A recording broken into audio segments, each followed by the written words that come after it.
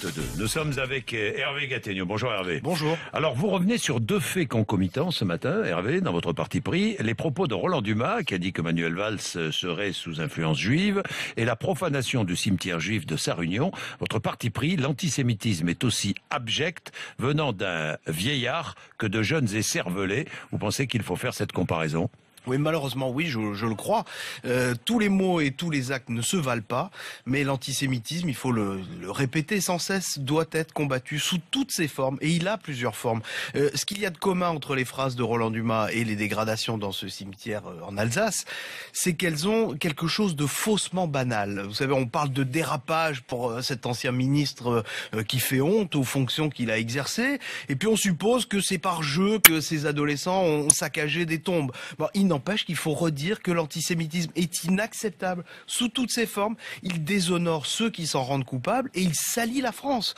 Dans ces deux cas, les deux cas dont on parle, Dumas et le cimetière, ce ne sont pas des provocations, mais ce sont au sens propre des profanations de la République française. Vous iriez jusqu'à dire que ces deux faits illustrent une montée de l'antisémitisme dans notre pays, mais elle est réelle. Oui, c'est incontestable. Montée de l'antisémitisme. C'est incontestable. Les actes antisémites, on le sait, se sont multipliés ces dernières années en France. Alors il y a évidemment les meurtres et les attentats, malheureusement nous le savons et nous en avons des souvenirs proches, mais il y a aussi les injures, le vandalisme, les discriminations ordinaires. Alors on a tendance à penser que c'est surtout le fait des musulmans, surtout les jeunes des cités.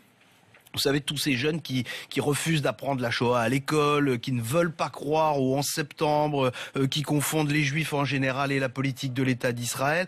C'est vrai, cet antisémitisme-là, il existe et il est en montée, en progression en France. Mais à côté de ce nouvel antisémitisme, il y a aussi celui de Roland Dumas, plus ancien, plus pervers. Et puis il y a celui de ces jeunes abrutis du cimetière alsacien qui n'ont probablement même pas mesuré à quel point ce qu'ils faisaient était horrible. Alors j'ai envie de dire que eux ont au moins l'excuse d'être mineurs, pas Roland Dumas, qui n'a pas attendu son grand âge pour piétiner les lois et les principes de notre République. François Hollande et Manuel Valls n'ont pas apprécié le nouvel appel du Premier ministre israélien, Benjamin Netanyahou, qui invite les Juifs de France à trouver refuge en Israël. Vous êtes d'accord avec eux ? Ben, moi j'ai bien compris, comme tout le monde, que M. Netanyahou est en campagne électorale et que ça peut conduire à des excès. Vous savez, ça arrive même en France, des excès en campagne électorale. Sur le fond, ça n'est pas forcément déplacé ce qu'il dit. Et d'ailleurs, les Juifs du monde entier savent qu'ils sont les bienvenus en Israël. Mais je trouve que c'est très contre-productif parce que ce type de propos ne fait que conforter ceux qui considèrent qu'un Juif est d'abord Juif avant d'être Français. Et c'est souvent le cas des antisémites. Donc François Hollande et Emmanuel Valls, eux, ont raison de dire avec beaucoup de force aux Juifs de France qu'ils ont surtout leur place dans leur propre pays, c'est-à-dire en France. Mais il faut aussi qu'ils répondent par des actes et pas seulement par des mots. Un député socialiste élu du Bas-Rhin fait polémique en rapprochant la profanation du cimetière de Sarre-Union des scores du Front National dans cette commune. Ça vous paraît justifié ?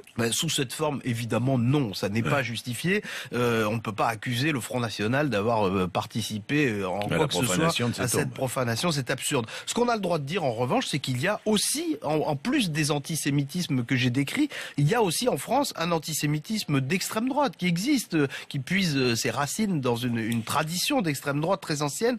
Et ce courant-là, il a beaucoup de liens avec le Front National, que ça plaise ou non à Marine Le Pen. Et d'ailleurs, Jean-Marie Le Pen en est la figure de proue de ce courant. Et il est président d'honneur, faut-il le rappeler, du Front National. Cela dit, lancer des anathèmes gratuits comme le fait ce député socialiste, ça ne résout absolument rien.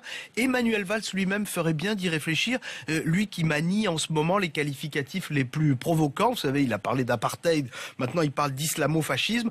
En arriver à de telles extrémités, même de vocabulaire, c'est faire le jeu des extrémistes. Et puis surtout, il faut répéter qu'on n'attend pas des gouvernants qu'ils brandissent des grands mots, mais qu'ils trouvent des grands remèdes. Eh oui, ça c'est certain. Il est 8h26. Merci.